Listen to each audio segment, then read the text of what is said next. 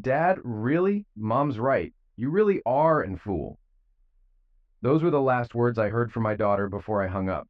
Over the next few days, she sent texts and left voice messages, but I deleted them all after hearing the first few words. They echoed my ex-wife's sentiments. My daughter made her choice 10 years ago, and I see her attempts at reconciliation as insincere. I'm Tom Williams, formerly married to Kayla Williams. We were together for 17 years until everything fell apart. And of course, I got the blame. Our divorce courts are biased against men, always siding with the ex-wife and giving her full custody, letting her paint me as the villain. The divorce laws in this country seem to be written by people who hate men. We had 2 kids, a 14-year-old son and a 16-year-old daughter. I thought everything was great. I loved my wife, and I believed she loved me. Our kids were smart, athletic, and well-behaved. Carly, our daughter, was a daddy's girl, and Josh, our son, was a friendly and athletic boy. I worked as a mechanical engineer, and Kayla was an accountant. We both kept fit and looked good. Carly idolized me and wanted to be an engineer like me. She got her driver's license on her 16th birthday and loved driving. She would help me in the garage from a young age, handing me tools while I worked on my car collection. We often went to car shows together, spending weekends immersed in our shared hobby. I was good at household chores, and Carly liked helping me. I taught her plumbing, electrical work, drywall, and painting. She even assisted with installing new appliances and laying a concrete slab. For most things, she came to me for advice and help, while she turned to her mom for girl issues. We were open and honest with each other, and she came to me when she was in trouble. Josh, on the other hand, wasn't into cars. He was a good student, excelling in English literature and social studies, and talked about becoming a lawyer. He was more attached to his mom than me. A few weeks ago, Kayla started acting distant and occasionally zoned out. When I asked if everything was okay, she brushed me off. It was Friday night when I got home from work at 6 o'clock, and things felt off. There were no dinner smells, and Carly didn't greet me. I assumed the kids were out with friends. I put my briefcase in my office and went upstairs to change. In the bedroom, I found Kayla's black dress, lingerie, stockings, and heels laid out. It seemed we were going out, though she hadn't told me. She was in the bathroom applying makeup when I walked in. "Where are we going, honey?" I asked, taking off my shirt. "We're not going anywhere," she replied. "Then why are you wearing so much makeup and laying out a hot outfit?" "I'm not going anywhere with you. I'm going out." "Really? Where are you going, and where are the kids?" "The kids are spending the night with friends. I have a date, and I won't be back until morning." "A date? You're not coming back until morning?" "Exactly. If all goes well, I'll spend the night with him." "Are you insane? You can't expect me to put up with this. If you want to go out, wait until the divorce is final." "Stop being ridiculous. There won't be a divorce. I just need this one night to prove to myself that I'm still attractive. If you love me, you'll let me have this. If you loved me, you wouldn't even think about it. I love you, but I need this. I'm getting older and need to feel attractive.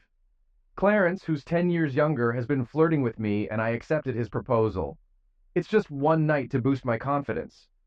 I'm not putting up with this. Remember our wedding vows? If you do this, you're breaking them.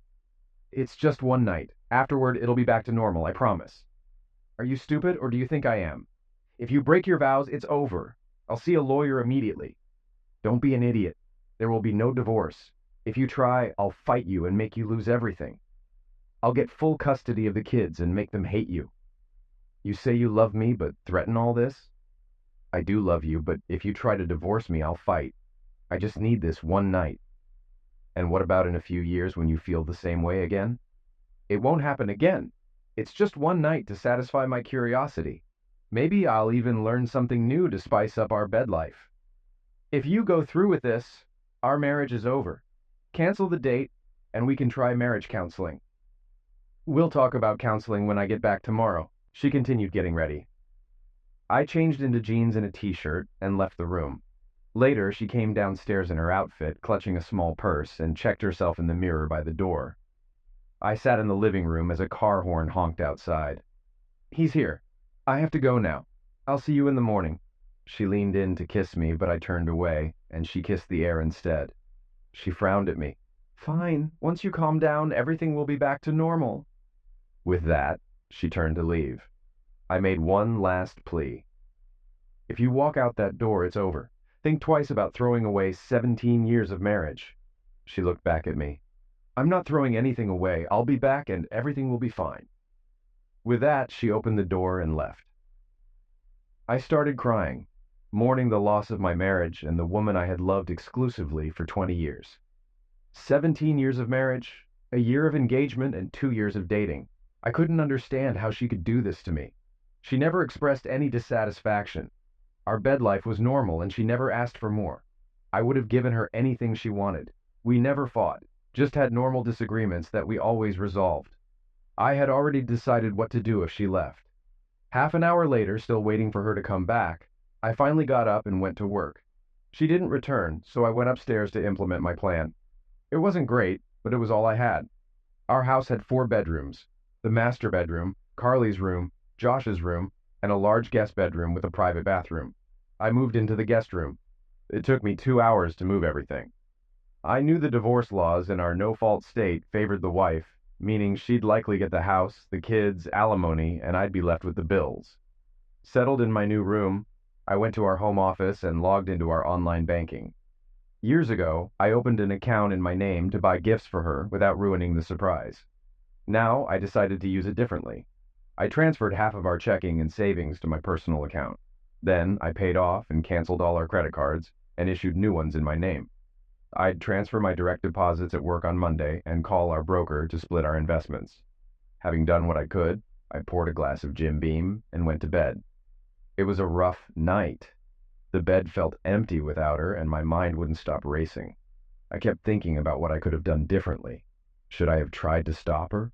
Confronted the guy with a baseball bat or a weapon? Was it worth going to jail? I barely slept, dozing off now and then. When morning light came through the window, I got up, took a shower, shaved, and dressed.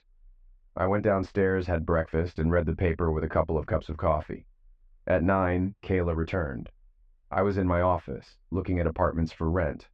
I had already researched attorneys and scheduled an appointment for Monday afternoon. "Good morning, sweetheart. I'm home as promised," she said cheerfully as she entered. I ignored her. My anger had been building all night and morning. I realized I didn't deserve her disrespect and there was nothing I could have done to stop her. It was her choice entirely. People say you can't stop loving someone suddenly, but you can turn that love into hate. Hate still has emotion. Indifference is the true opposite of love. By this morning, my love for her had turned to hate. I focused on her lack of respect, her threats, and her disregard for my feelings. "Honey, where are you? I'm home, just like I said," she called, searching for me. "There you are," she said, finding me in my office. "I'm back and things can go back to normal." She reached out to hug and kiss me. I shoved her back. "Keep your filthy lips off me. God only knows what you've touched." Her eyes widened in shock. I'd never spoken to her like that before. "You need to go to the clinic and get a full set of STD tests. I want to see a notarized clean report." Her expression changed from shock to anger. "I'm going to our room to nap. I've had a long night. I hope you've calmed down and will apologize for your rudeness." I couldn't help but smile, anticipating her reaction. "What the hell did you do?" she yelled from upstairs. "Where are your clothes and toiletries?" She barged back into my office. "My things are exactly where they should be." "Your closet and drawers are empty. Your side of the dresser is empty." "Everything is in its place. My clothes are neatly in my new bedroom closet and dresser." "In my bedroom?" "Yes, I moved out of your bedroom. I'll live in my new room until I find an apartment and move out." I decided not to mention the finances yet. Let her figure it out. Her eyes narrowed. "We'll discuss this later. I'll give you a week to recover, then I'll put everything back to normal." "Not until I get a notarized report that you're free of all diseases," I said, turning back to the computer. I stayed in my office most of the day. The kids came home early and I wondered how long it would take them to notice something was wrong. I found some promising apartments, filled out forms, and scheduled viewings for Tuesday. I printed out our financial statements for my lawyer on Monday. Although I had no illusions about selling the house, knowing its value might help. I spent the rest of the day researching divorce laws in our state. I knew I'd get screwed over, but needed to understand how badly. "Daddy, dinner's ready," Carly said, peeking through the door. "Okay, sweetie. Thank you." Kayla greeted me in the kitchen with a radiant smile, trying to liquidate me with kindness and show me what I'd lose. She dressed up, did her hair, and spent a lot of time cooking my favorite meal. She offered me a glass of wine and leaned in for a kiss. I pulled away, seeing the pain in her eyes. I poured the wine down the sink, grabbed a tumbler, filled it with ice, and poured some Jim Beam. The kids noticed this as I joined them at the table, ignoring Kayla. Dinner was tense. I kept the kids talking, but it was clear we were in trouble. I didn't eat, just passed the dishes around and sipped my drink. "Dad, aren't you going to eat?" Josh finally asked. "No, not hungry," I replied. After the most awkward dinner ever, I refilled my glass and went back to my office. I didn't help clear the table. Half an hour later, I shut down my computer, grabbed my truck keys, and left for a quiet restaurant dinner. Afterward, I had a few drinks at a bar. When I got home late, I made enough noise closing my room door so Kayla could hear. I locked it and wedged a chair under the handle. She tried to get me to open it for about 5 minutes before giving up. The next morning, I got up early, deciding it was a soccer day. There were 3 games, and I planned to watch them all. There were chores to do, but I ignored them. I wouldn't be living here much longer, so Kayla could handle it. After almost finishing my coffee, I started making an omelet. I was just finishing when Carly walked into the kitchen. "Hi, sweetie. Want an omelet?" I asked. "Sure, Dad. Thanks." She took her juice and sat at the table. Josh came in a few minutes later, and I told him I'd make his omelet next. Carly ate while I cooked Josh's. When I heard Kayla in the hallway, I poured the last cup of coffee and turned off the kettle. She walked in, took a cup from the cupboard, and saw the empty pot. "You couldn't leave me a cup?" she asked. "The pot's right there. You know how to make it." "Never mind." "So, you're making scrambled eggs?" "Made them. Feel free to make your own," I replied, handing Josh's plate. Then I walked out of the kitchen. Near noon, I was in the living room watching the game. Kayla brought a plate of food and a beer, setting them on the coffee table. "I brought you lunch and a beer so you won't miss any of the game," she said cheerfully. Without looking at her, I kicked the plate and bottle onto the floor. She stood in shock. During a commercial, I went to the kitchen for a beer. Yes, it was a waste, but I wasn't drinking anything she brought me. I didn't clean up. She brought it. She could clean it. "We need to discuss this," Kayla began. "Shut up. The game is on," I replied. "You need to fix your attitude. The kids have noticed." "They'll notice when I move out." "You're not moving out. And there won't be a divorce," she insisted, walking away. Around noon, Carly and Josh came in together and sat facing me. "Dad, what's going on with you and Mom?" Carly asked. "Your mom and I are getting a divorce. It has nothing to do with you. We both love you. It's just between us." "But why?" Josh asked. "Because she did something I can't accept. Even after I told her how I felt, she did it anyway. She's not remorseful." "You mean her date on Friday night?" Carly asked. "You know about that?" I was surprised. "Yeah, Mom told us you weren't happy about it." "So you know she cheated on me?" "No, she didn't," Josh said. "She told you about it, so it wasn't cheating. She didn't sneak around, and it was only once." "Yes, Dad," Carly added. "She said if you really loved her, you'd let her have that night and move on." "Really? If she loved me, she wouldn't consider sleeping with anyone else." "Come on, Dad. It was just once, and she promised not to do it again. She made a vow to me 17 years ago in front of God and our families to forsake all others until pass away. If she can break that vow, how can I trust her private promises?" "But you vowed to be there for her, in good times and bad," Josh said. "That's right, but she broke her vow, releasing me from mine." "We don't understand why you'd break up the family over one night," Carly said. "Why am I being blamed for what she did?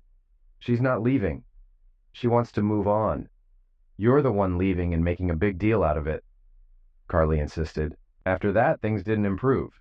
I tried explaining my position, but they wouldn't listen. Kayla had convinced the kids that Mom did what she needed to be happy, and Dad didn't love them enough to accommodate her. They believed my ego was tearing the family apart. They saw it as one night out of 20 years, insignificant compared to 7,305 nights together. When they realized I wouldn't accept their stance, they left, and I watched the rest of the game in peace. As dinner was being prepared, another favorite meal of mine, I ignored it and watched the post-game show. Josh came in and said dinner was ready. I grabbed my keys and headed out. "Where are you going?" "Dinner's ready," Josh asked. "I'm going to the sports bar to watch the game. I'll eat there," I replied. "But Mom fixed." "I'll be back after the game." The sports bar had a good burger and seasoned fries.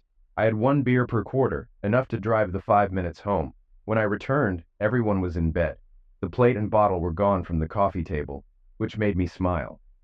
Monday morning, I left early and called my broker from the office to split our investments. I opened a new account and transferred half of our investments into it. Then, I updated my HR records, removing Kayla from my retirement account and listing Carly and Josh as heirs. I also updated my direct deposit to my new account. I informed my boss about the divorce and needing time off. He was supportive. My lawyer confirmed custody would depend on the kid's preference, which didn't look promising based on our conversation. I spent Monday evening at the sports bar watching football, eating tacos. I ignored texts and calls from Kayla, but told Carly where I was. She wasn't happy. When I got home, they all gave me dirty looks. I went to my office, and by the time I went to bed, everyone was asleep. Tuesday morning, I left early before anyone else was up. Work was fine, and I took the day off to look at apartments. I found a nice two-bedroom place, put down a deposit, and planned to move in on Saturday. I bought a couch, table, and chairs from a thrift store to be delivered Saturday afternoon. I decided to take my current bed and home office items with me. When I got home, they were already eating dinner. They hadn't set a plate for me, which was fine since I wasn't planning to eat with them. I made a huge sandwich, grabbed chips and a beer, and headed to my office. "Dad, why are you being such an idiot?" Carly exclaimed, entering my office. "Your mother cheated on me, showed no respect, and threw it in my face. I made it clear what would happen if she did, and she did it anyway. You can't ruin our family over this. It was just lovemaking." "Carly, imagine your future husband telling you he's going on a date with a younger woman and will spend the night with her. Would you be okay with that?" "I wouldn't like it, but if it was only once and he promised to come back, I'd hope I loved him enough to get over it. If he told me first, it wouldn't seem like cheating." When you say your vows, imagine looking into your fiancé's eyes and telling him you're off to have fun with another man. I turned back to my work. Wednesday evening was an ambush. When I got home, both sets of parents were there. I understood why her parents would be on her side, but I was puzzled that my parents were there too. "Tom," Charles began, "Kayla's mother and I are disappointed in what she did, but you're overreacting. It was just one mistake in 20 years. You have two wonderful kids. Don't destroy your family over one incident." "It wasn't a small mistake. It was a planned event. She told me just an hour before, giving me no chance to resist." "Son," Mom intervened, "she didn't cheat. She told you first." "She didn't ask. She just told me. Even when I objected, she didn't care. I told her what would happen if she went through with it, and she did it anyway." "Tom," my father said, "I understand your pain and anger, but think of your family. We love you and are here to help you heal. Kayla still loves you and insists she won't do it again. With counseling and effort, you can overcome this. Tearing the family apart isn't the answer. Think of your mother and me. These are our grandchildren, and we'll do whatever it takes to maintain a relationship with them." I was stunned. My parents were on her side telling me to accept her cheating. I couldn't take it anymore. I turned and walked to my bedroom, shutting the door in Kayla's face. 10 minutes later, I changed into jeans, a casual shirt, and boots. I walked through the living room and out the door without saying a word, ignoring their attempts to talk to me. I drove to the sports bar for dinner and a few beers. When I returned about 4 hours later, the house was quiet and dark. Thursday and Friday were the same. I ignored Kayla, and the kids were still mad at me. Kayla hadn't noticed the credit cards weren't working yet, but she would when she went shopping on Saturday. Friday night, I was in my office sorting through my things, deciding what to take the next day. Kayla entered wearing a see-through nightgown, stockings, garter belt, and heels. She looked amazing.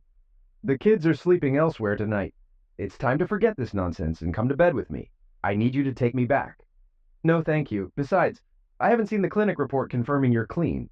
"Stop being ridiculous. I need you back in my bed. Your tantrums aren't helping. Now come on. I'm passionate and need lovemaking." "Not interested.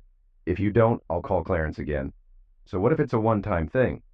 "It was a one-time thing, but if you keep rejecting me, you're pushing me to someone else." "Have fun. Let me know if you bring him here so I can leave." She stormed out, slamming the door behind her.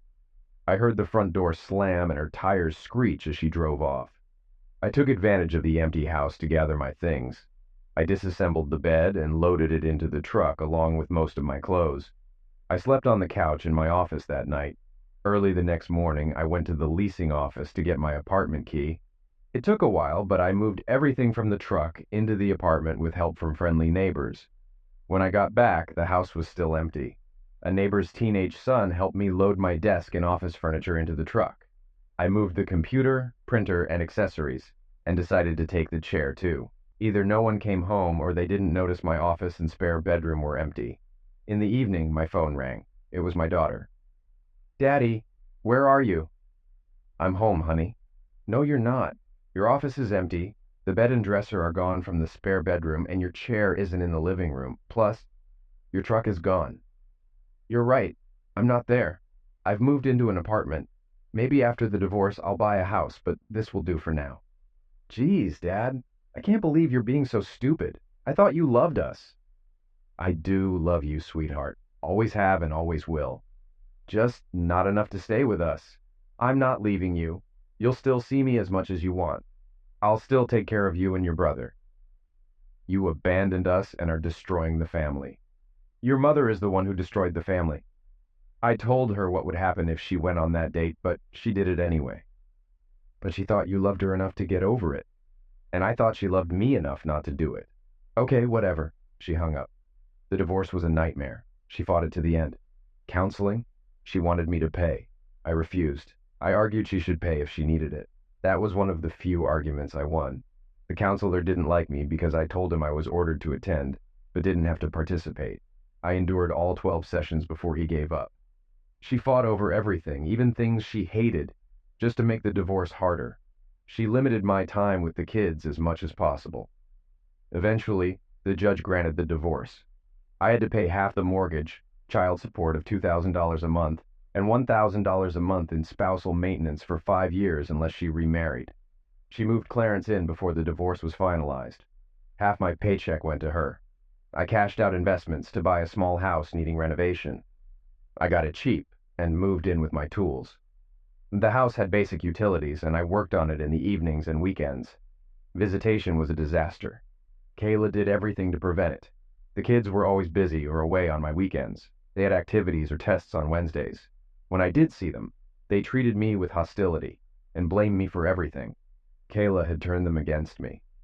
I sent gifts, cards, and letters for birthdays and Christmas, but they were returned unopened. I kept sending monthly checks, which were cashed, but I never heard a word. I guess they graduated, but I heard nothing. I informed them of college funds, but got no response. Kayla set my kids against me as she promised. I focused on work and the house, avoiding other activities. I saved a lot of money this way, but it was a hard and lonely time. "Hi, Mom," I said when she answered. "Tom, how are you?" she replied cheerfully. "I'm okay. I haven't heard anything about Thanksgiving. Are you hosting again this year?" There was silence. "Mom, are you there?" I asked. "Well, this is awkward." "Yes, we're hosting, but Kayla, her parents, and the kids are coming. She's bringing her new boyfriend. We thought it would be too awkward if you were here, too. The kids are still mad at you, and having you and Kayla's new man together would stress everyone out." "So, you're ditching your own son for Thanksgiving and inviting my ex-wife and her boyfriend instead?" "We want to stay close to our grandchildren. Besides, this is your fault for not keeping the family together. How about visiting us on Christmas Eve? Your father and I will spend Christmas Day at Kayla's." "Whatever," I muttered, ending the call. I spent Christmas Eve at home watching Die Hard and ignored my mom's calls and texts. I wasn't in the holiday mood, especially after the packages I sent to my kids were returned unopened. 5 years later, I got a wedding announcement. Kayla had married Clarence the weekend after I made my last maintenance payment. Josh turned 18 a year early, so I was done with child support. I was finally free of obligations to my ex-family and celebrated by getting drunk. I wasn't proud of it, but I gave them all my love, and they rejected me. Now, I was focused on moving on with my life. I still had to pay half the mortgage, but my name was on the deed. The divorce allowed Kayla to live there only until the kids graduated high school. With Josh's graduation, I was entitled to half the property's value. I contacted my attorney. The house, initially appraised at $300,000 with $200,000 in equity, was now worth about $500,000 with $450,000 in equity. I was due my half, which would be around $250,000. I wanted the money and also to annoy Kayla. A week later, Kayla called. Tom, what the hell is going on? Not much. Just working and fixing up my house. Why are you calling? You idiot. Why did a realtor come to my house to get my signature for a sale? Since both our names are on the title, your signature is needed for the sale. What sale? I'm not selling this house. Then write me a check for my half of the equity. I got the house in the divorce. No, you got to live there until Josh graduated. Now we can either sell it and split the proceeds, or you can buy out my half. I'm not giving you $100,000 for a house I own. Good thing I'm not asking for $100,000. The equity is about $450,000 now, so my half is $225,000. Including all the furniture, let's round it up to $250,000. You're crazy. I'm not giving you a dime, she shouted, hanging up. Yes, I laughed when she hung up. Yes, my lawyer got his cut. But it was worth it to see her face when the judge ruled in my favor a couple of months later. The judge even made her pay her legal fees and mine for bringing a case that should have been settled out of court. The house appraised higher than I expected, including the furniture's value. I got $275,000. They bought me out, mostly using Clarence's money, which later got him in trouble. I fixed up my house and built a decent-sized shop behind it. I bought a 1972 Chevy pickup in bad shape, mainly for the chassis. Over the last year, I took it apart, cleaned it, and repainted it.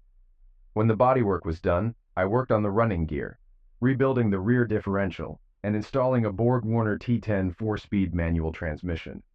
I had fun with the engine, a 427 big block, which I found online and had shipped. I took it apart, sent it to a machine shop for modifications, and added a supercharger. I polished the aluminum and chromed the valve covers, making it shine. The first time I drove it, I almost wrecked it. I floored it on the highway, blowing out the rear tires. I learned to take it slow on the gas pedal after that. A few weeks later, I saw an ad for a car show and decided to enter. I loaded up the '72 Chevy and drove to the park, registered, and got my spot. I noticed a nice 1968 GTO parked next to me.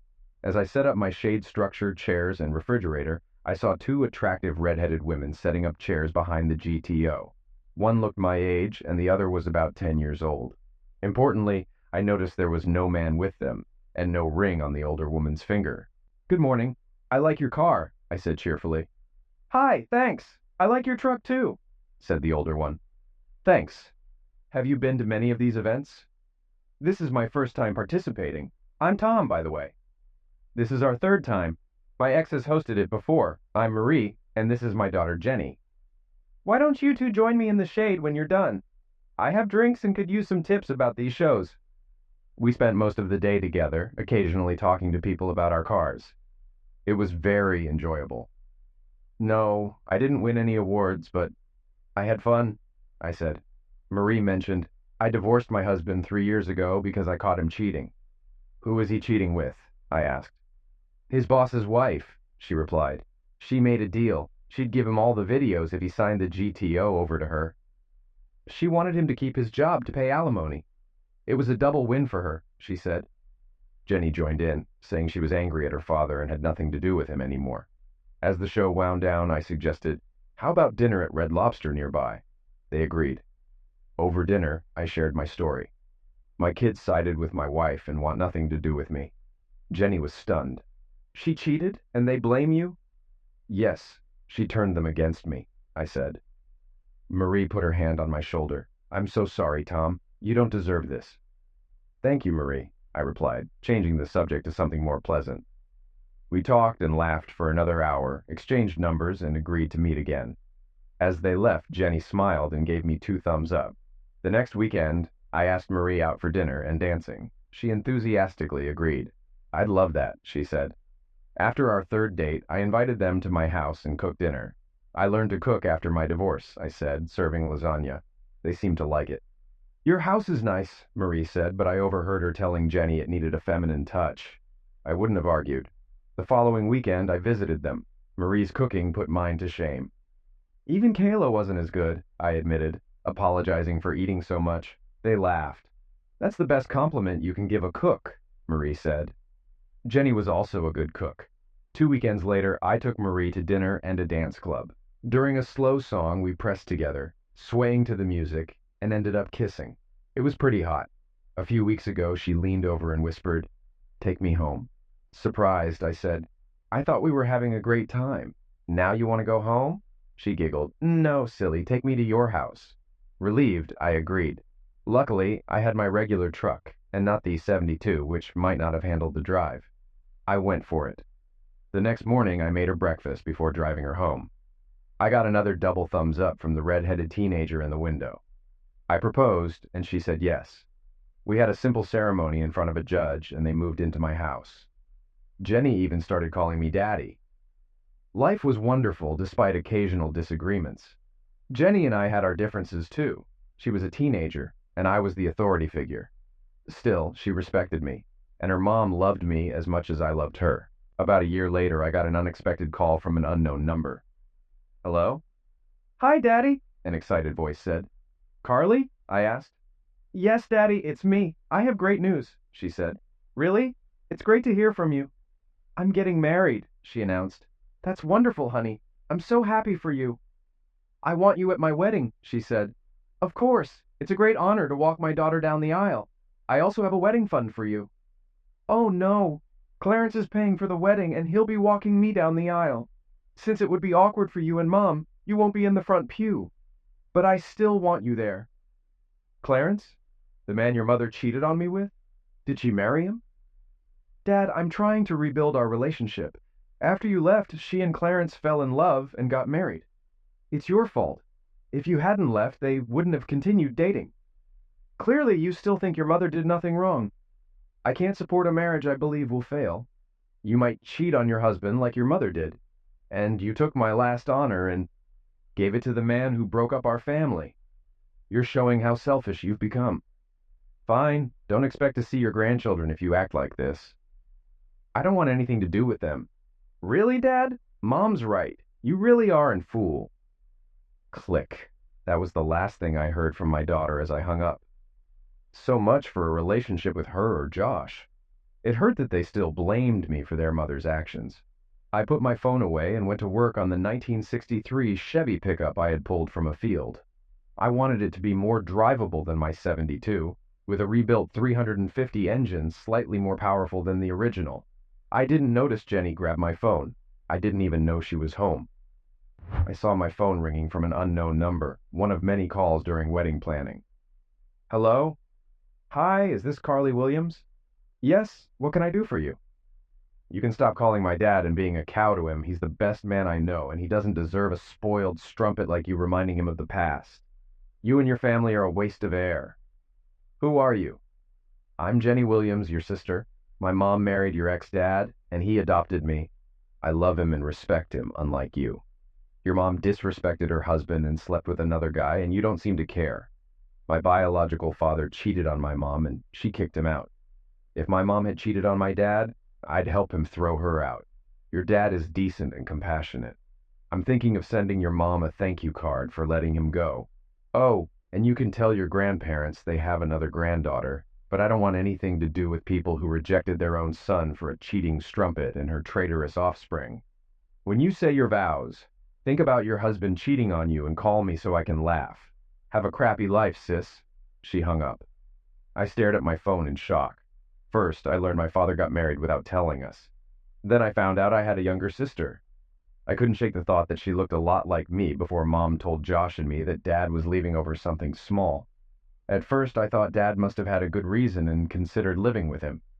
But then Mom explained she just needed a small thing to restore her strength. It was just one short period compared to their long time together. Mom was willing to work things out, but Dad wouldn't even try. He was the one leaving and breaking us apart. I couldn't believe how rude Jenny was to me. She didn't give me a chance to explain that Dad abandoned us and Mom was trying to move on. It was a one-time event, insignificant in their long relationship. And yet she called me vile names without knowing me. Why was Dad so upset? Of course, Clarence was walking me down the aisle. He'd been there for me for years. I hadn't talked to Dad since Josh and I told him how angry we were about him leaving.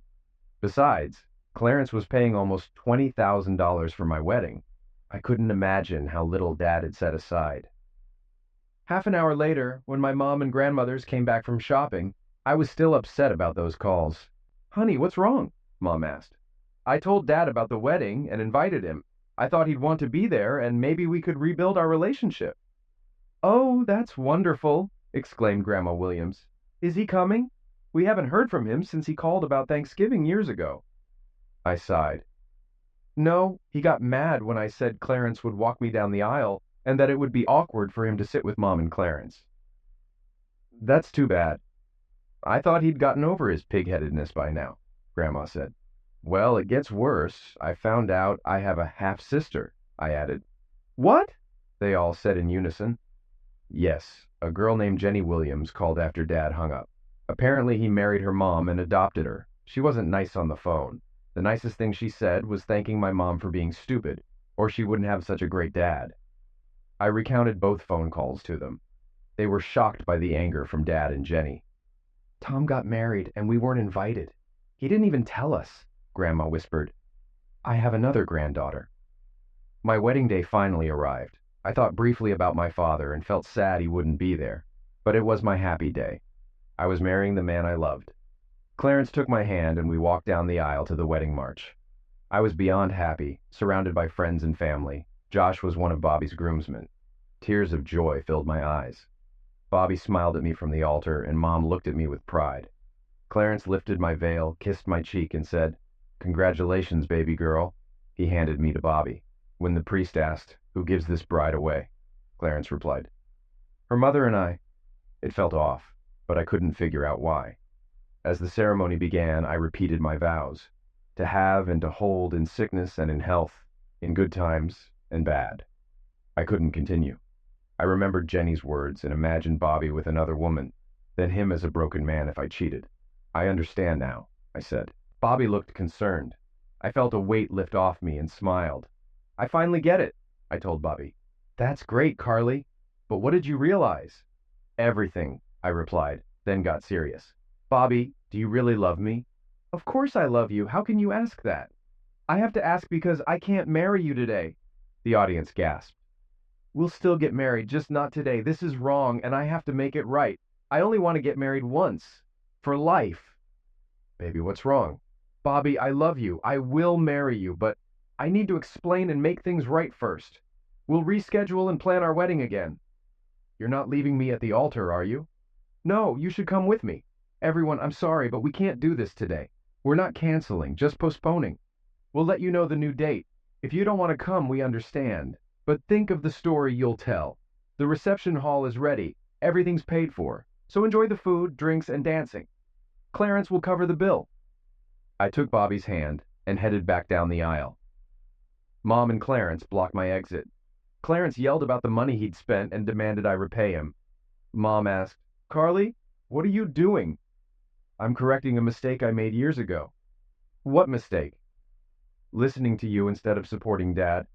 The mistake of blaming him for the breakup when it was your fault for cheating. Carly, I'm your mother. Speak to me with respect." "Respect? Once a cheater, always a cheater. Carly, how dare you?" "How dare I? I realized today what a horrible person you are. I saw how much it would hurt if Bobby cheated on me, just like you hurt Dad. I guess Dad was a good role model after all, but you weren't." "What do you mean?" she asked, fear in her eyes. "Do you think I don't know about your workouts with Jim Davis at his apartment or your sessions with Carlos, the pool guy? How about the landscaping crew? I've got video footage of your affairs. And tipping Mario, your barber, with a fellation. At least Clarence doesn't have to worry about you cheating with your boss since he is your boss. And don't forget Alan Morris, your neighbor." Mom's eyes flicked to Clarence, who looked utterly shocked. I continued, "Clarence, I swear I'll repay the money you spent on this wedding with the same commitment my mother has to her vows." Then I pulled Bobby down the aisle and stopped to talk to the videographer. He had captured everything and handed me a copy of the video. I signed an authorization form to post it on YouTube, hoping it would go viral. Bobby and I ran to the parking lot. He had driven his car with our bags in the trunk. We planned to move them to the limo, but now we just got in his car. I knew Dad would like Bobby, especially when the 440-cylinder engine of his 1969 Challenger roared to life. It wasn't a GM, but it was still a beast. "Where are we going?" he asked as we sped out of the parking lot. "Head west on 156. I'll put the address in Waze," I replied, working my phone. It wasn't hard to find. I knew the town he lived in, and a quick search of real estate records gave me the address. He was about 2 hours away. I hoped he'd be home when we arrived. We didn't stop to change clothes. I was on a mission and didn't want to waste time. It's unusual to open your door to a woman in a wedding dress and a man in a tuxedo. If you were a priest at a church, it might happen occasionally. But I'm not a priest, nor do I live in a church. The bigger surprise was recognizing my daughter, who had made it clear she didn't want to see me. Today was her wedding day, so why was she here instead of at the church, reception, or on her honeymoon? "Daddy, can I talk to you for a minute, please?" she asked softly.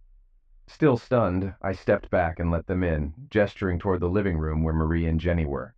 They looked shocked. "Oh, Carly, this is my wife Marie and our daughter Jenny." "Jenny, Marie, this is Carly. I'm sorry, but I don't know who the guy with her is." "Oh, Dad, this is Bobby Jensen," Carly introduced. "Bobby, this is my dad, Tom Williams, his wife Marie, and my sister Jenny." "Fiancé? I thought you just got married a couple of hours ago," I said, confused. "That's what I need to talk to you about. I can't do it today. I can't get married unless Daddy walks me down the aisle." "Daddy, I finally understand. You were right. I'm sorry for blaming you. It was Mom who gave up on us, not you. I'm sorry for everything I said and did. You didn't deserve any of it. I was young and stupid and listened to the wrong people. Please forgive me and let me back into your life. I really want to marry Bobby, but I need you to walk me down the aisle." I should have been focusing on other things, but I couldn't ignore the scene unfolding. I was glad Carly realized I wasn't the bad guy and wanted me back in her life, but I had to know more. "So, Carly, did something happen at the wedding? You're wearing a wedding dress and Bobby's in a tux. Were you really at the wedding?" She looked at herself, then at Bobby. "Yes, we were halfway through the ceremony when I had an epiphany. Here," she said, handing me a disc. "Maybe you should watch it while Bobby and I change." Bobby grabbed their suitcase from the car, and Marie took Carly to a bedroom to change. Meanwhile, I set up a video player connected to the big screen. When Carly and Bobby were ready, Marie joined me, and I pressed play. It started like a normal wedding ceremony. The groomsmen escorted the bridesmaids down the aisle, then separated at the altar. Bobby entered with the priest, then the ring bearer and flower girl. Finally, Clarence walked Carly down the aisle. Everything was typical until Carly started saying her vows. She suddenly found it hard to speak and got stuck on one word. "She did it. I can't believe it hit her so hard," whispered Jenny to herself. I was about to ask Jenny what she meant when Carly stopped her vows and changed everything. The video showed her stopping the wedding and confronting her mom, revealing her increased cheating since marrying Clarence. By the time the video ended, Carly and Bobby had changed clothes and returned to the living room. I couldn't go through with it. Looking into Bobby's eyes, I realized how much it would hurt him if I did to him what Mom did to you. I finally understood what forsaking all others meant and saw how Mom had broken that vow. She dishonored you, and I dishonored you by not giving you the place of honor you deserve. I realized that if I wanted my vows to have meaning, I needed you to walk me down the aisle, not Mom and Clarence. Carly smiled and looked at Jenny. "I need my little sister as a bridesmaid. Your words woke me up. How can I get married without you by my side?" We talked for hours. Jenny had gotten Carly's number from my phone and called her right after I went to the workshop. As it got late, I asked Carly and Bobby to stay in the guest bedroom. Throughout the evening, Carly received several calls. She ignored Clarence and Kayla, but talked to friends who were enjoying the reception. Clarence couldn't cancel the reception, so he showed up to find people taking advantage of the open bar and food. Josh sent Carly a video of Clarence and Kayla arguing, with Clarence yelling "cheating strumpet" frequently. Their relationship seemed to be ending too. Josh canceled his reservations but paid a penalty. Carly and Bobby stayed with us all week since they had already taken time off for their honeymoon. I reconnected with Carly and got to know Bobby better. Though he initially believed the lies told by my ex-wife and kids, he warmed up to me after learning the truth.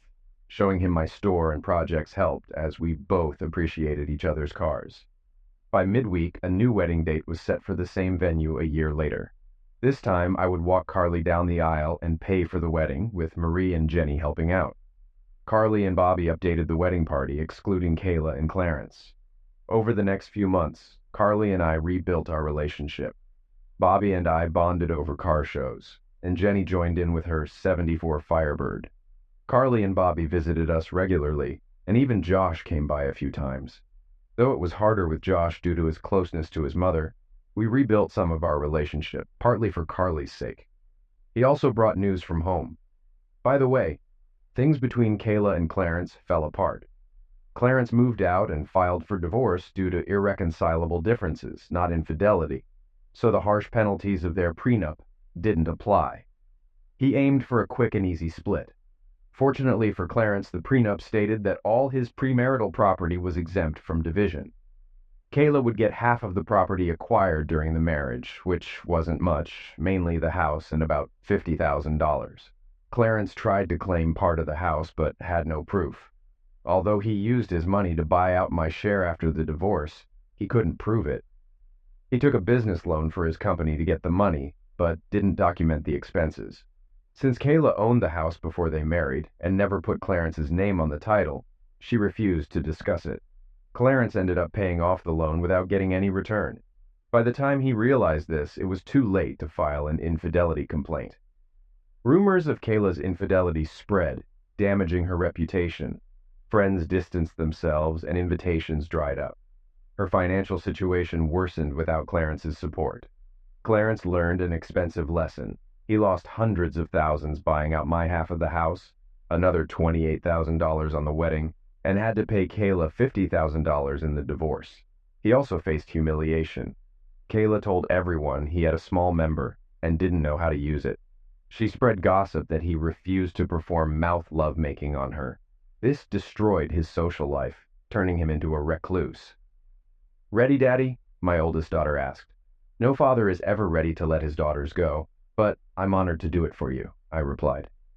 The doors opened, music filled the church, and I proudly walked my daughter down the aisle. I glanced at the fourth row where my ex-wife sat, and then at the front row where my wife Marie sat. After giving my daughter away, I whispered, "Love you, baby," kissed her on the cheek, and handed her to Bobby.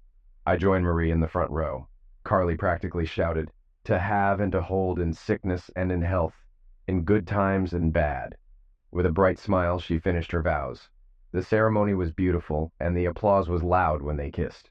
At the reception, I noticed Kayla sitting off to the side, unhappy and drinking from the open bar. Clarence wasn't invited. My duties were done. I walked my daughter down the aisle, gave a toast, danced the father-daughter dance, and then danced with my wife. I sat next to Marie and watched my youngest daughter dance with one of the many guys vying for her attention. "May I ask your husband for this dance?" I heard a familiar voice ask my wife. Marie and I turned to face my ex-wife. Marie stared for a moment before responding. "Just return him to where you found him." She looked at me. "I trust you, but not her." I led Kayla to the floor as a slow song started playing. I kept my distance and tried not to pull her close. After a bit, she spoke. "You were supposed to give me that one night. We were supposed to forget about it and move on. Tonight should have been just us. You shouldn't have left that night. You should have known I wouldn't accept you cheating on me no matter how many times you did it." "I didn't cheat. I told you before I did it. I didn't sneak around." "Whether you told me or not is irrelevant. The fact is, you had lovemaking with someone else. Besides, I told you not to do it, but you did it anyway." "I never wanted this. I just wanted one night, and then we could be together forever. You know you're the only man I've ever loved. I never loved him. The lovemaking wasn't even that great." "Then why did you marry him?" "Because you divorced me." "I didn't love him, but I didn't want to be alone. I thought I could love him, but I couldn't get over you. I did those nasty things because I was angry you left. I still loved you, but you wouldn't talk to me after that night. I realized you were all I needed. So why did you cheat on him?" "Because he was terrible in bed. He wouldn't take advice, wouldn't go down on me, and I stopped giving him fellations. When I couldn't take it anymore, I found other guys who could satisfy me. I didn't know Carly knew. I never thought she'd leave me like that. I feel sorry for you. We had a great marriage, but you ruined it for one night of mediocre lovemaking. I don't think there's any chance, I laughed. Even if I wasn't married now, you destroyed any possibility of us getting back together by turning our kids against me. I'm happily married now with another daughter I love. The best I can offer is being civil at events with our children and grandchildren. Thankfully, the song ended. I didn't speak to her again that evening. She couldn't afford the mortgage, so she sold the house and moved into a small apartment. The sale proceeds were enough for her to live on if she was careful. She dated occasionally, but never had another serious relationship. Clarence ended up living alone, too. Carly and Bobby had a long, loving marriage with 3 children, 2 boys and 1 girl. Josh married a nice girl, and they had 2 daughters. As far as I know, neither cheated on their spouse. Some people think I should have sought revenge on Kayla and Clarence, but I chose to move forward and live my life well. The best revenge is a life well lived, and I let karma handle the rest. Clarence and Kayla didn't burn, but they didn't escape unscathed. I had nothing to do with their downfall, but I still feel good. I have my wife, daughter, and 2 other children back in my life. I'm surrounded by people who love me and have a good life.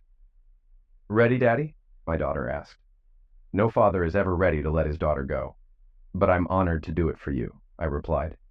The doors opened. Music filled the church, and I proudly led my daughter down the aisle. My wife smiled from her place of honor in the front row. I joined her after fulfilling this last important duty for my daughter. Don't worry, Dad, I'm going to do it right, Jenny assured me.